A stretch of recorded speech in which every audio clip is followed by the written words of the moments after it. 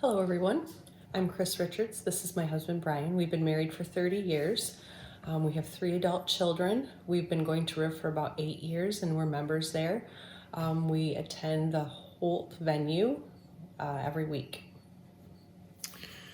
So, about 25 years ago, when I was a young attorney just starting out, I had a mentor in town that I used to follow. I used to listen to every word that he would say, and one of the biggest things that he ever taught me was a simple message. And I remember having a legal pad out one time, and he said, "Brian, I want you to pay attention."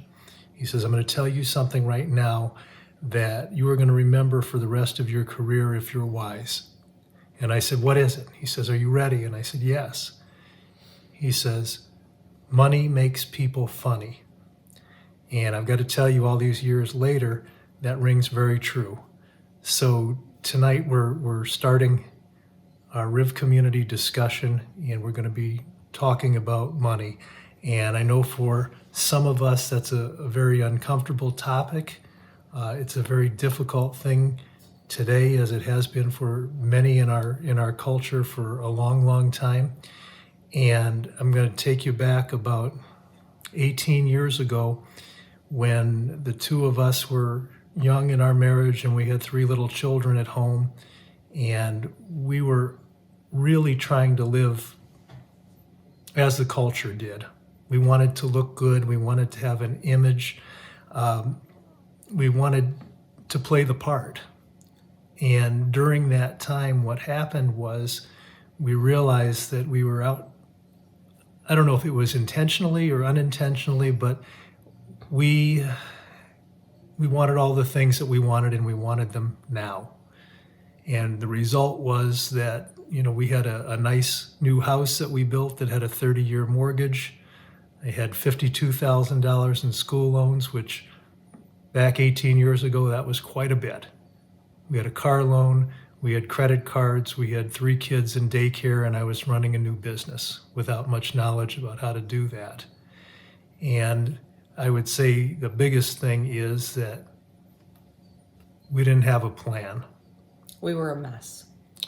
And we had gotten to a point where I was in my office, and I was trying to figure out my checking account, and I noticed that I was off, and I thought that I had about no money, but I was about $2,000 off of that. And I was in about as low of a spot as I could get. And I think by God's plan, maybe a day or two later, some of our best friends came to us with a book, and they said, "We just got this book. Would you be willing to take a look at it, and would you go through this with us?" And it was Dave Ramsey's Total Money Makeover. And we're going to be talking to you tonight about not the book, but we're going to be talking about what we learned during that time frame that we've carried with us for almost 2 decades now, about how to handle money God's way. Because we were not doing that previously, and it took a major toll on us, our relationship, our family. And Chris is going to discuss with you some of the key scriptures that we're going to have in the discussion questions today. And I hope that you guys are up for this, and I hope that that if you're struggling with money or you're doing well with money, that you can encourage each other in either spot. And I'll let Chris share what we're going to talk about. So this session, we're going to talk about principles that the Bible gives us about money. There are 5 that we're going to touch on, and I'm just going to introduce them here, and then